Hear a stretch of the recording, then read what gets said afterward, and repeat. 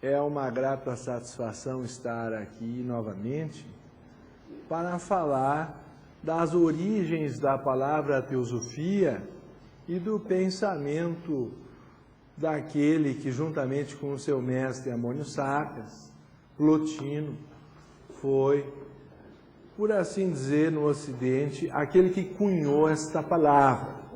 Plotino nasceu na cidade de Licópolis, no Egito, nas proximidades do rio Nilo. Aqui nós temos uma pequena gravura de uma das esculturas que fizeram dele. Segundo consta, ele era extremamente humilde e não gostava de ser retratado.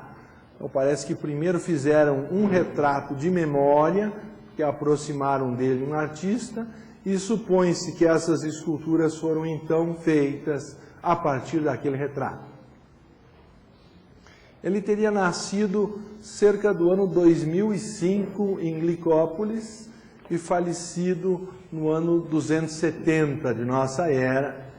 Portanto, conclui-se que deve ter vivido apenas 65 anos, se esses números forem confiáveis. Em princípio, ele, juntamente com o seu mestre Amônio Sacas, teria então cunhado essa palavra teosofia, sendo ele um neoplatônico ou um filaleteu, como os antigos diziam. Aletheia quer dizer verdade em grego, portanto, amante da verdade. A expressão filosofia, na sua época, já tinha um certo desgaste. Na verdade, já 400 anos antes de Cristo, no templo de Platão, já a palavra filosofia estava desgastada, porque já havia necessidade de distinguir o filósofo do sofista. A isso até Platão dedica um dos seus famosos diálogos. Passados então aproximadamente mais uns 600 ou 700 anos, vocês imaginem que a palavra estava ainda mais desgastada e surgiu a intenção de se criar um termo que fosse talvez representativo da intenção original, e daí veio a ideia de teosofia ou sabedoria divina, para distingui-la apenas dos conhecimentos humanos diversos que havia na época. E vejam que há uma convergência disso, pois que na época ele vivia em Alexandria, juntamente com o seu mestre Amônio Sacas.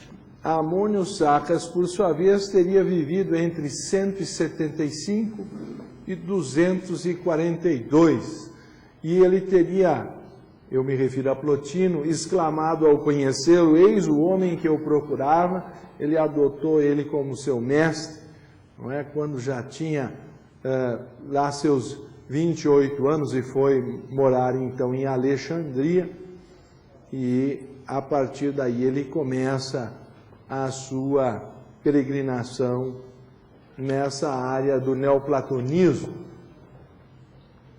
Neoplatônicos porque de alguma forma seguiam, aprofundavam, estudavam o pensamento de Platão.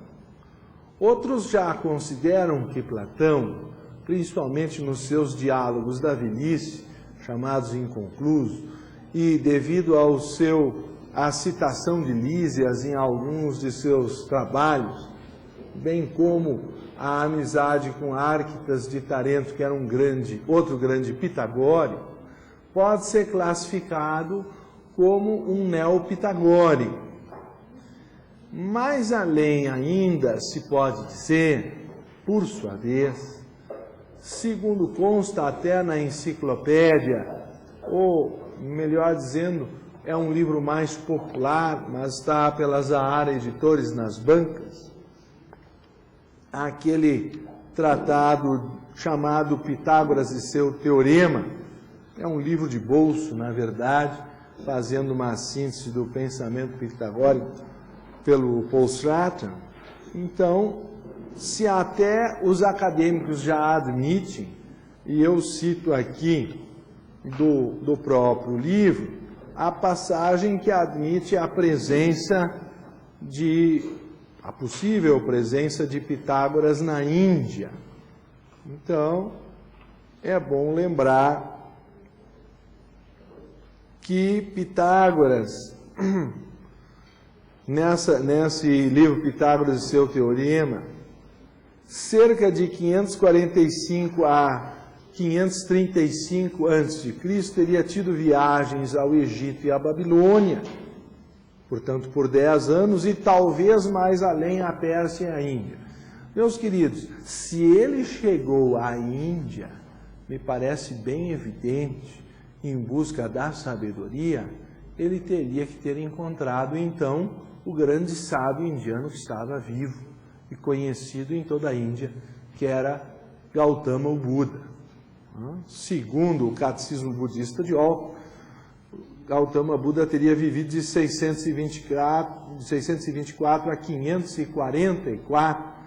Então, pelo menos por um ano, eles teriam possivelmente se cruzado. Isso ainda considerando que tem essa letra C, essas datas são aproximadas. O fato é que Pitágoras traz, ao que parece pela primeira vez, o conceito de metempsicose ou reencarnação para a filosofia ocidental, grega, e em particular a ideia de compaixão pelos animais. Consta que ele até comprava os peixes que eram pescados pelos pescadores e tentando devolvê-los ao mar o quanto antes para ver se eles ainda sobreviveriam. Então, essa natureza de compaixão pelos animais é atribuída, às vezes, a uma influência do pensamento indiano, se não mesmo especificamente do pensamento budista, porque ele teria conhecido o Buda pessoalmente. Então, eu estou com isso querendo dizer que a palavra teosofia pode ser vista apenas como um neoplatonismo alexandrino, ainda que a própria Alexandria fosse um porto de confluência das mais diversas influências de pensamento oriental e ocidental, porque era no Egito, portanto na África. Tinha toda uma tradição dos mistérios egípcios no seu bojo. Além do mais, era o período helenístico de Alexandria, no Egito, foi fundada pelo próprio macedônio Alexandre o Grande, que era discípulo de Aristóteles. Aristóteles, por sua vez, era um discípulo de Platão. Então, se nós vamos nessa sequência de pensamento, nós vamos ver que só na fundação de Alexandria, na sua biblioteca, havia mais do que recurso para se dizer de uma riqueza do pensamento alexandrino exceder a própria tradição egípcia.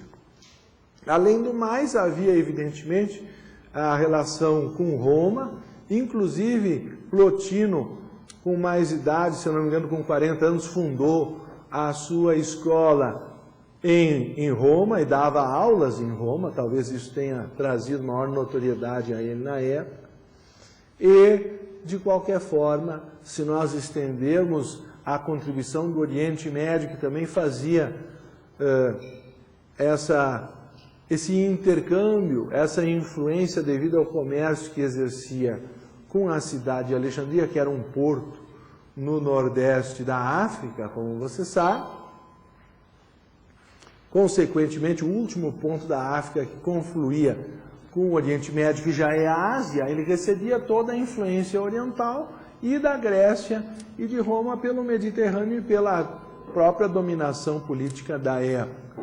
Então, todo o pensamento oriental e ocidental estava ali representado em alguma extensão nessa biblioteca de Alexandria, que era a maior biblioteca do Ocidente na época. E, além do mais, ele conheceu Amônio Sacas, era declarado teodidactus, ou ensinado por Deus, porque não deixou obras escritas, porque não parecia ter lido diretamente textos com um mestre que o orientasse. Então, toda essa tradição cria um certo mistério na relação de Amônio Sacas com Plotino, e também há uma interpretação que é confusa entre diferentes autores, se o padre Orígenes de Alexandria ou teria sido outro Orígenes que teria sido o discípulo também de Amônio Sacas. E há quem diga que eram dois Orígenes diferentes, há autores que sustentam que eram um só. Enfim, o fato é que também, no mínimo, nós vamos encontrar no livro de Orígenes, que era o padre fundador da patrística, que foi a primeira grande escola de filosofia no cristianismo. A escolástica veio depois, teve seu esplendor em Tomás de Aquino. O fato é que ele era também, eu me refiro ao padre Orígenes, um neoplatônico, e eventualmente tiveram o mesmo mestre, e existe um capítulo do De Príncipes chamado simplesmente Transmigração das Almas. Eu consegui recentemente um exemplar, depois de uma vida inteira procurando, porque é o livro mais perseguido da história do cristianismo. É um padre fundador de uma escola filosófica que sustenta a reencarnação dentro do cristianismo. Isso seria motivo de uma outra palestra, não fosse o fato de eventualmente os dois talvez terem tido o mesmo mestre, e que hoje nós seríamos teósofos cristãos se não tivesse a história tomado outro rumo no Concílio Constantinopla II, que foi lamentavelmente imposto pelo imperador Justiniano I, que foi aquele que inclusive convocou o concílio à revelia do Papa Vigílio, por sua vez indicado por ele depois que o imperador Justiniano já havia deposto o Papa anterior, o Papa Silvério, que morreu 30 dias depois do exílio na ilha de Palmária. E há discussão até hoje se ele jejuou até o fim dos seus dias, querendo o cargo de volta como sumo pontífice, ou se ele foi jejuado. O problema é que depois de quase 1500 anos é difícil se encontrar plena documentação. Frequentemente nós temos a história descrita só pelos vencedores e não a outra versão dos vencidos. O livro foi perseguido, enfim, etc. e tal, reconstituído por Quechua, parte do Rufinus em latim, parte de textos esparsos em grego, um verdadeiro quebra-cabeças para reconstituir o livro de Príncipes ou os Princípios de Orígenes.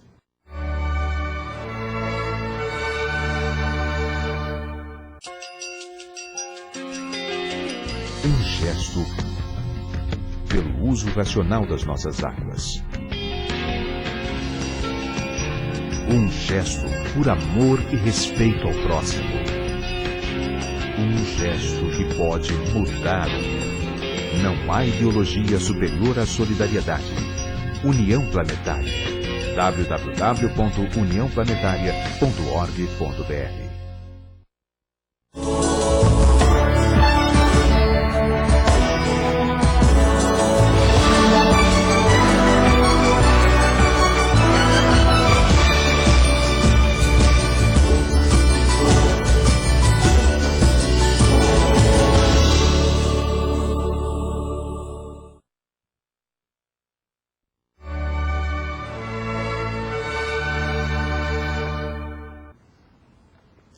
Nesse contexto, vocês vejam, Alexandria borbulhava de teorias, já havia uma confluência também do período cristão, há quem sustente até que entre os 13 e os 30 anos, Jesus também teria estendido sua formação no Egito, em Alexandria, que era o centro mais desenvolvido da época. Até tem certa base, porque se os pais teriam levado ele a fugir de Herodes já na sua infância, o Egito era tão próximo, por que não na sua formação, com mais razão, conhecer algo da biblioteca? Nós não vamos entrar nas correspondências da Trindade cristã com a Trindade egípcia, não teríamos tempo para isso. Mas sim tentar mostrar o caldeamento de culturas e religiões que havia em Alexandria quando a palavra teosofia foi cunhada por Plotino e seu mestre Amônio Sacas, sugerindo que, além de neoplatônico, esse pensamento seria talvez neopitagórico e, no mínimo, influenciado pelo budismo através de Pitágoras, a ponto dos autores teosóficos sustentarem que ele é a tradução adaptada de um termo original mais antigo na Índia chamado Brahma Vidya, e tem o mesmo significado de sabedoria divina.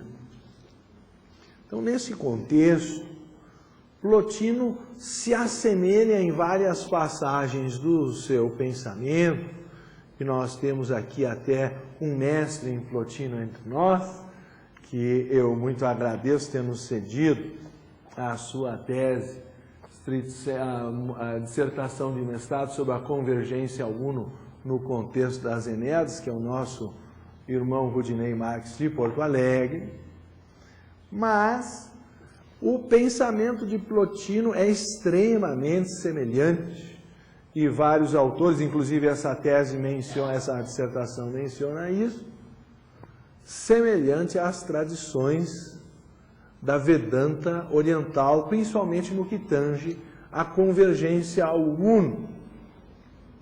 A ideia de uma unidade fundamental, de um princípio primeiro que os teósofos conhecem descrito na doutrina secreta, na primeira proposição, já aparece em Plotino muito nitidamente como a primeira hipóstase, a qual voltaremos em breve. A palavra hipóstase se refere àquilo que é justamente um princípio subjacente, uma realidade fundamental, assim como semelhantemente a palavra substância em Platão, relativo à tradição de substare do latim, que está por baixo, a hipóstase, o princípio hipo, justamente tem a mesma referência que o sub na tradição latina.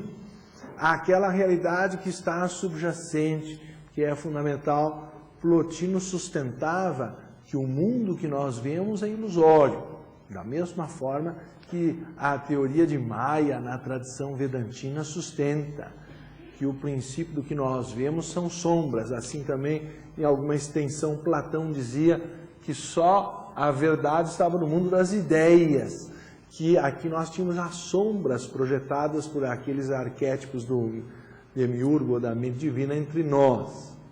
Então, esse contexto que nós chamamos teosofia é essencialmente pode ser classificado assim como uma escola de pensamento ocidental neoplatônica, ou pode ser considerado como uma manifestação ocidental de uma escola filosófica oriental bem mais antiga. Essas são as duas teses possíveis de se sustentar, e uma não necessariamente é excludente em relação à outra, porque ela poderia ter sofrido um desenvolvimento com esse caldeamento cultural de Alexandria e se especializado numa linguagem própria, tendo a sua inspiração mais remota no budismo e na Vedanta oriental. Assim como também dizem depois, embora eu não goste muito do termo, que Blavatsky, em 1875, ao fundar a Sociedade Teosófica, e principalmente com a sua publicação da obra máxima, A Doutrina Secreta, em 1888, teria criado o que alguns chamam de teosofia moderna. Porém, ela mesma, na Doutrina Secreta, já na introdução, diz, citando Montaigne, que teria apenas passado um elo, um laço, no ramalhete de flores, que ela teria as flores, por sua vez, tirado de outras tradições, dos jardins da sabedoria que a antecedeu nas várias religiões e filosofias da antiguidade.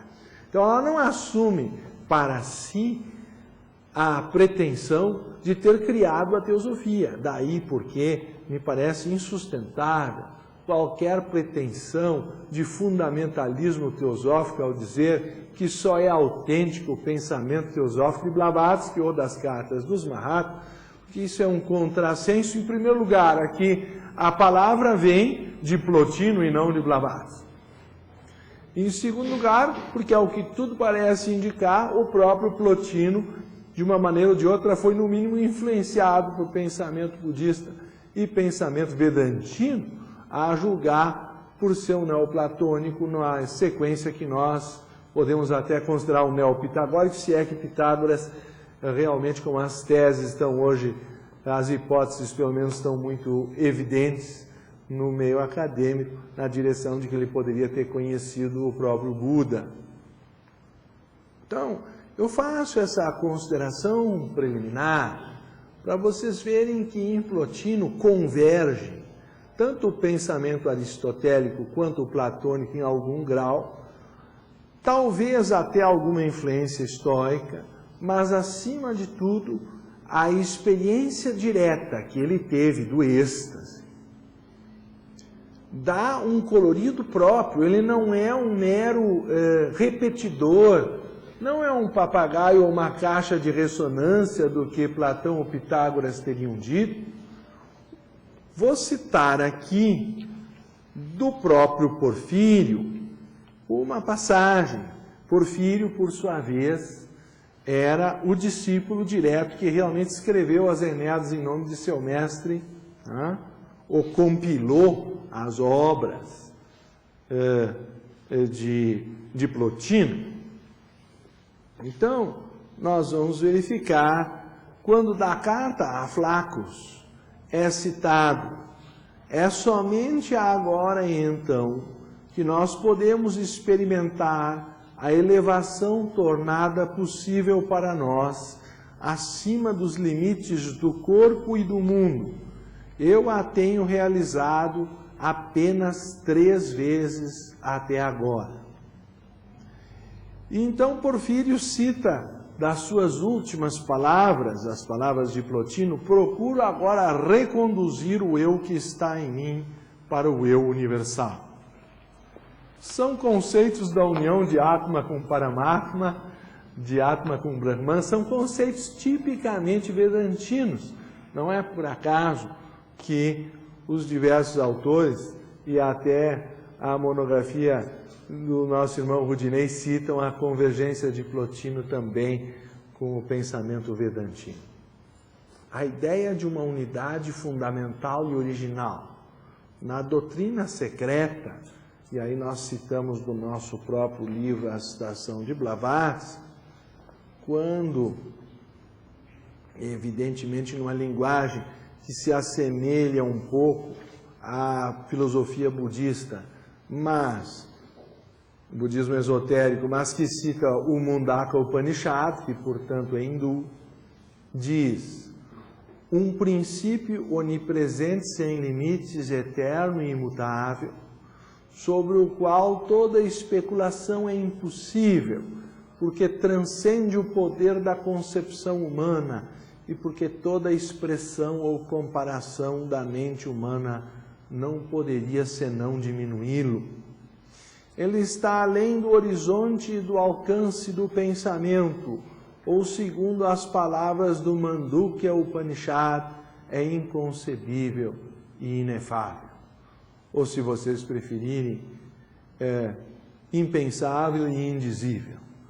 O fato é que em Plotino, e particularmente na tese do nosso irmão Rudinei, que fala dos 3 caminhos que levam no retorno ou a convergência ao uno, que são a dialética, a estética e o caminho da ética, correspondem talvez ao que nós chamamos de Jnana Yoga, Bhakti Yoga e Karma Yoga na tradição hindu, realmente afunilam na direção de um retorno nessa unidade que nós acabamos de estar, que é a fonte de onde tudo provém e para onde tudo retorna.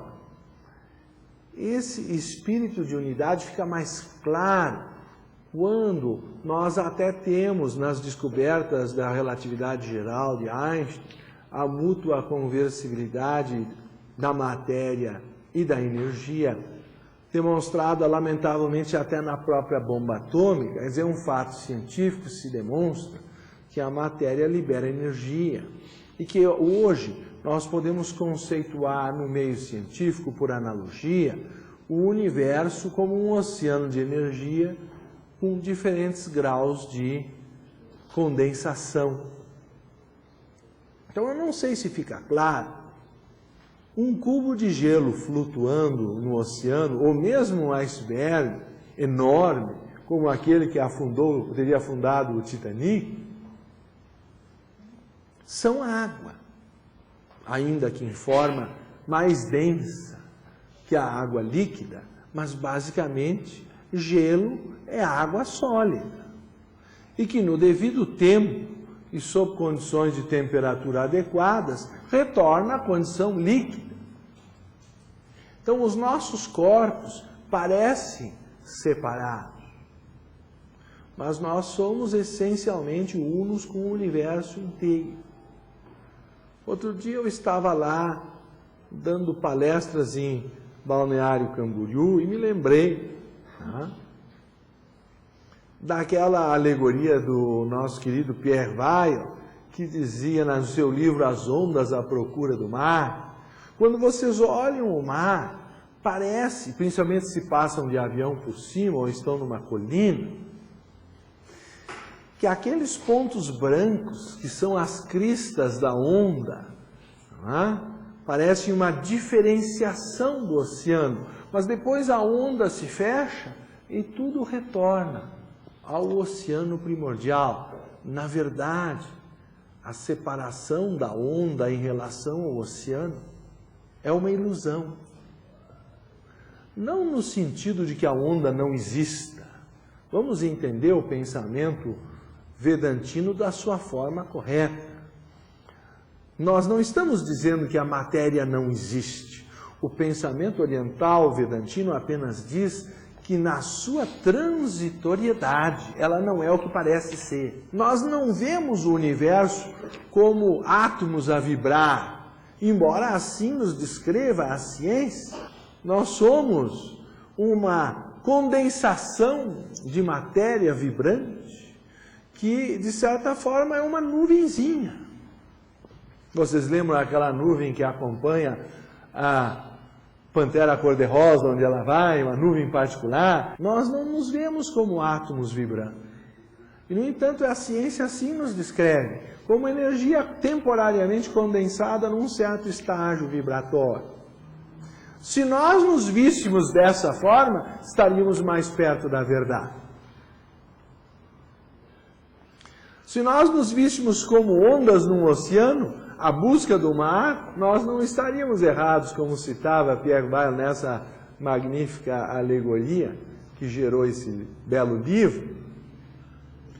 Nós estamos em busca de um todo sem saber que fazemos parte dele. Nós somos parte do Uno. Isso era o que dizia Plotino. E que o resto, essa doxa, é uma aparência. Mas nós, na verdade, não sabemos da essência das coisas. A própria condensação da energia, que é o nosso corpo, vai retornar aos seus elementos primordiais e a aparente diferenciação é ilusória, mesmo hoje e agora. Como, na verdade, o iceberg é uma parte do oceano e dele nunca se separou, senão no estado vibratório que atualmente ele está.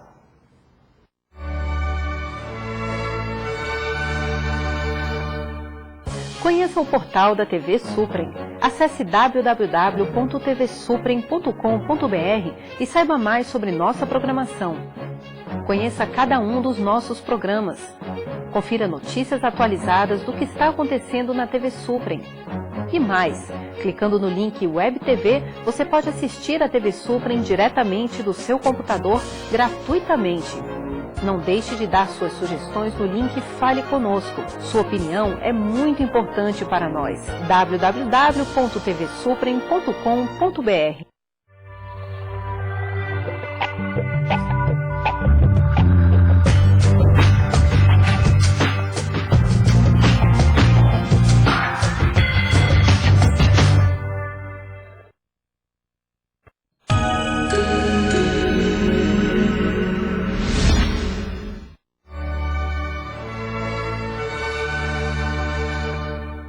Compreendido isso na linguagem científica contemporânea, que o universo é um oceano de energia que tem sua unidade primordial, fica mais claro entender o que Blavatsky dizia na chave para a teosofia, que 100 anos depois compreenderiam melhor o pensamento que ela havia trazido e que alguns chamaram de teosofia moderna, que eu acabei de ler a primeira proposição da doutrina secreta, dizendo o mesmo que Plotino, que era impossível pensar sobre o uno, afirmativa ou positivamente, dar-lhe uma descrição, sem, de alguma forma, dizer uma mentira. Porque por isso, Plotino prefere o caminho de uma dialética negativa, de um princípio de aproximação, sem a descrição afirmativa, mas dizendo mais o que ele não era. O mesmo faz, inclusive, Krishnamurti. Krishnamurti se assemelha muito na descrição do princípio atemporal ou da verdade, com a descrição que o grande filaleteu que foi Plotino nos deixou nos seus escritos, nas Enedas, que lamentavelmente ainda não estão na íntegra traduzidos ao português.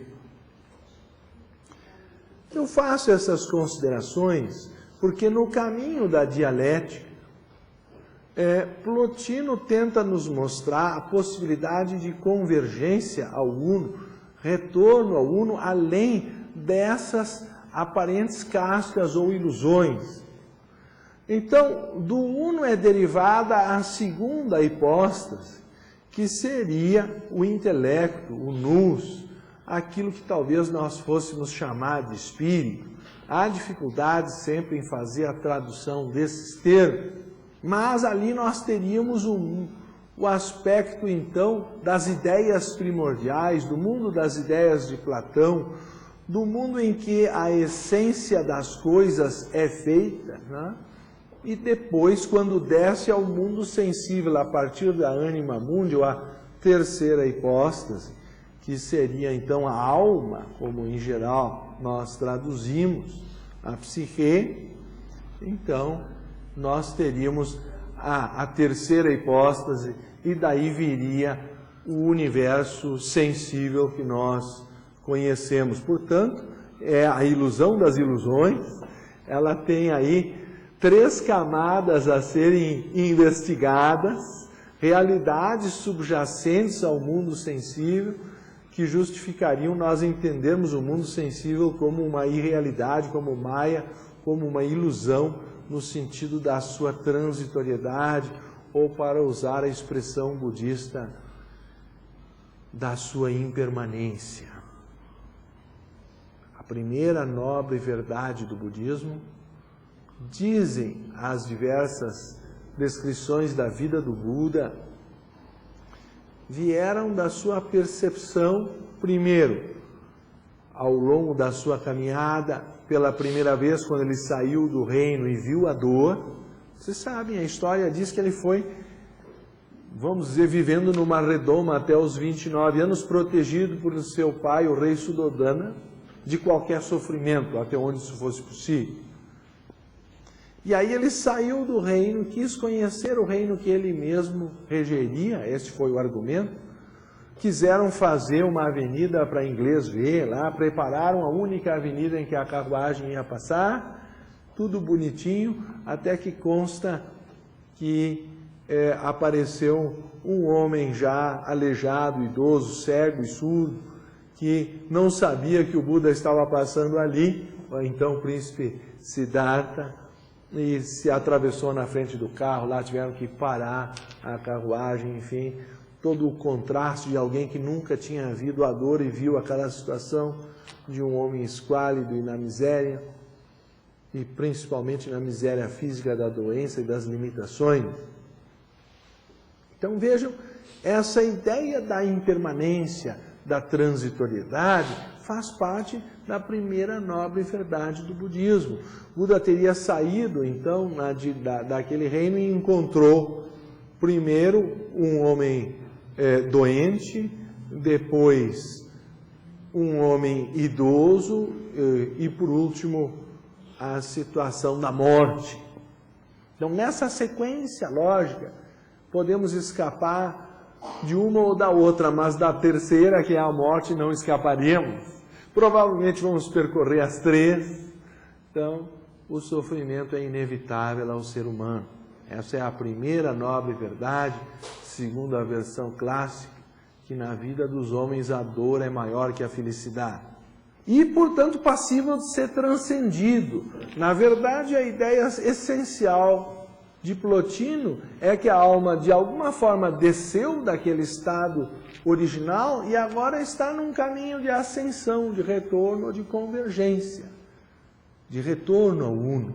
Então, ela tem que conhecer e ir além dessas aparências e conseguir encontrar essas realidades subjacentes ou as hipóstases.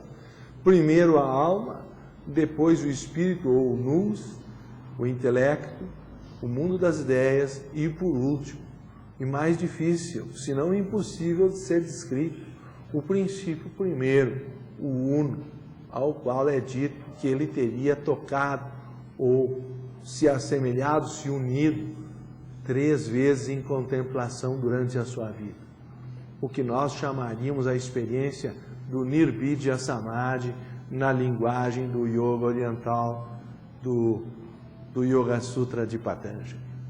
Então, essa ideia da possibilidade do ser humano reencontrar-se com a unidade primordial de tudo é o objetivo essencial de toda a trajetória da vida humana, segundo a visão de Plotino, e, portanto, é a essência do pensamento teosófico.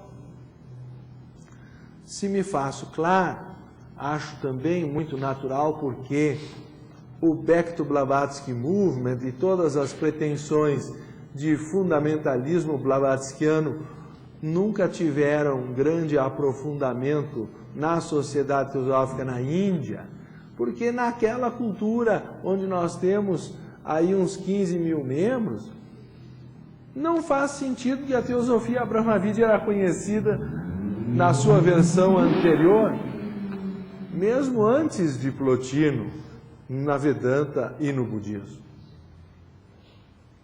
Mas, se quiserem então considerar que Blavatsky é teosofia moderna, no mínimo vocês acabaram de ver a primeira proposição da doutrina secreta em plena confluência com a ideia de Plotino sobre o uno, que não pode ser descrito, que não pode, portanto, ser de acesso do pensamento, porque o próprio pensamento sugere uma diferença entre o pensador e o objeto pensado, sugere uma dualidade. A dualidade, portanto, está em contradição com aquilo que é uno.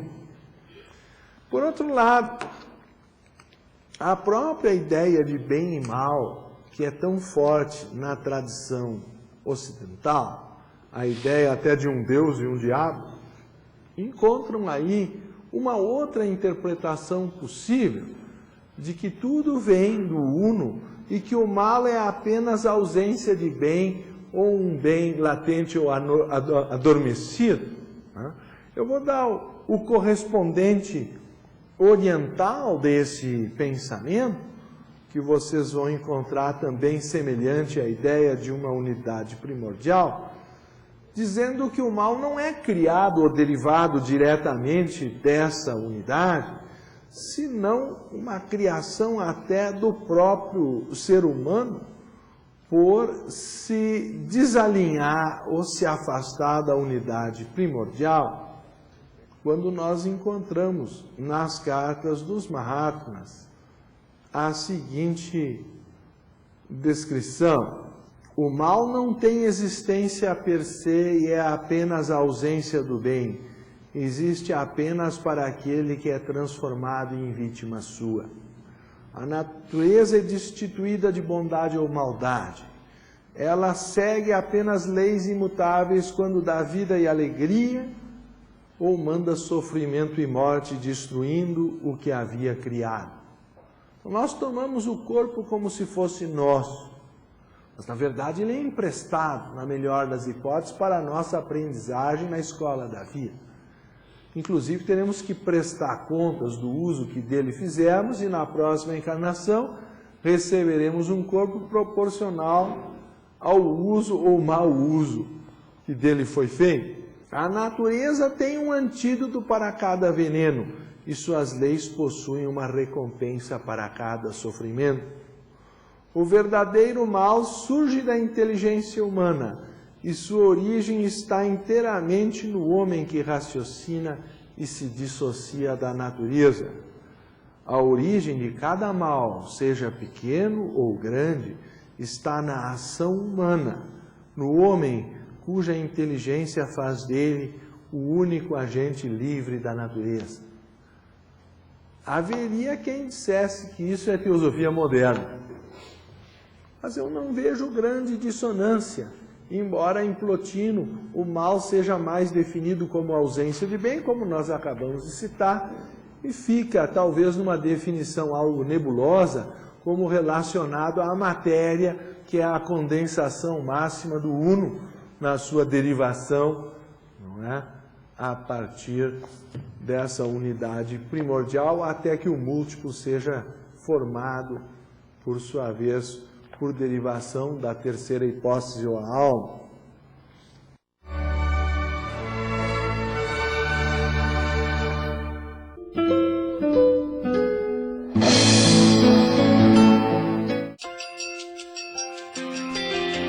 Um gesto pela regulação do clima na Terra.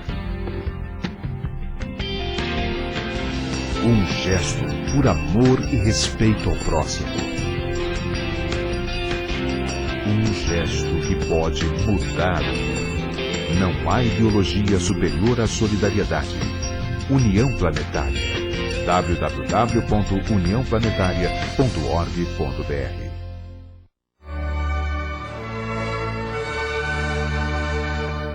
Quando o próprio Plotino teria afirmado, e aí citamos da monografia do nosso irmão Rudinei, a Enéada 6.1.1, devem primeiro considerar quanto às coisas que a alma agora aprecia são desprovidas de valor.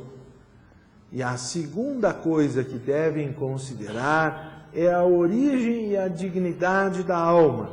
E esta consideração é mais importante do que a primeira, pois exposta com clareza torna óbvia a primeira. A primeira é que as coisas são destituídas ou desprovidas de valor, e eu associaria a ela a ideia de que todas as coisas do mundo sensível, como dizia o Buda, são compostas e cedo ou tarde decompõem-se. Como castelos de areia um dia vão se decompor, seja por falta de umidade ou por excesso, seja pelo calor do sol que resseca, seja pela onda que alcança o castelinho na beira do mar e o dissolve. Todas as coisas do mundo sensível são transitórias, são passageiras. Da mesma forma, se vocês pegarem o mais importante livro da teosofia moderna, como eu consideraria, que é o Aos Pés do Mestre de Krishnamurti, o nosso Mingau ou Papinha Teosófica, diz o seguinte: a primeira dessas qualificações é o discernimento, usualmente tomado no sentido da distinção entre o real e o irreal que conduz o homem à senda. É isto, mas é muito mais ainda, e deve ser praticado não somente no início da senda, mas a cada passo, todo o dia, até o fim. Entras na senda porque aprendeste que somente nela se pode encontrar as coisas merecedoras de aquisição. Os homens que não sabem trabalham para adquirir a riqueza e o poder, porém, esses bens são, quando muito, para uma vida somente e, portanto, irreais. Êxtasis quer dizer estar fora. Nós citamos a passagem em que ele diz ter conseguido isso na reunião com o Uno pelo menos 3 vezes em sua vida. Nesse sentido, Plotino era um homem santo. Toda a ética plotiniana deriva da compreensão da unidade. Isso é a expressão da regra de ouro que aparece em todas as religiões, que só deveríamos fazer aos outros aquilo que nós gostaríamos que eles nos fizessem. Ou do imperativo categórico kantiano, que só poderíamos fazer aquilo que aceitássemos que todos fizessem, que é outra versão talvez mais lógica da anterior.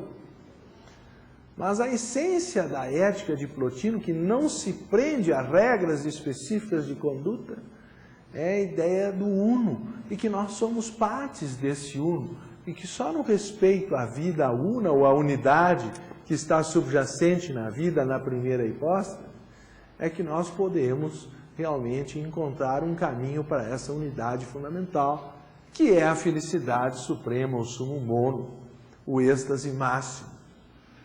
O que diz um outro teósofo chamado Charles Webster Leadbeater sobre o caminho da meditação que leva a essa unidade ou contemplação, ele diz, basicamente, todos os sistemas igualmente se propõem a atingir certos fins que não são difíceis de entender, mas ensinam que o homem deve reservar uma parte de cada dia ao pensamento firme e exclusivo sobre as coisas santas e os seus objetivos. Assim procedendo são. Então ele coloca 4 objetivos para a meditação. Primeiro, assegurar que pelo menos uma vez por dia o homem pensará em tais coisas santas e que seus pensamentos estarão pelo menos uma vez a cada 24 horas libertos do círculo da vida cotidiana mesquinha, de suas frivolidades e suas preocupações. Em suma, a preocupação com as coisas transitórias. Segundo, habituar o homem a pensar naquelas coisas, de modo que no fim de algum tempo estejam sempre presentes no fundo de sua mente, como um segundo plano de sua vida diária, algo que, quando esteja livre das questões imediatas dos negócios. Quer dizer, a mente dos homens volta ao quê? Alguns só querem pensar em futebol, as mulheres em novela. Então, enquanto nós não tivermos a mente voltada para as coisas divinas, como esperaremos poder contemplá-las? Então, primeiro nós temos que criar o hábito de relação com as ideias divinas. Terceiro, conforme principiei dizendo, como uma espécie de ginástica emocional e mental, ou astral e mental, para conservar a saúde destes corpos mais elevados, manter circulando a corrente da vida divina e, para tanto, cumprirá ter presente que a regularidade dos exercícios é de capital importância.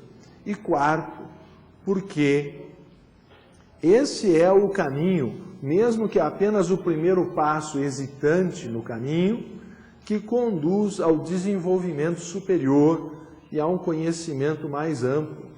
A porta da estrada que, através de muita luta e muito esforço, principia a chegar à clarividência, em última análise, à vida superior além deste mundo. Aí se abrem as portas de percepção, porque afinal a vida espiritual é uma questão de percepção intuitiva ou até superfície do mundo das ideias e, por último, a transcendência do próprio mundo das ideias pela diluição do eu no ser maior, ou como dizia também Plotino, o retorno do solitário ao grande solitário. Então, essa é a essência do êxtase ou da meditação, quando o homem se liberta da ilusão e conhece a realidade última. É o objetivo da natureza divina que mora no coração de todos os seres e que é onipresente em todas as criaturas.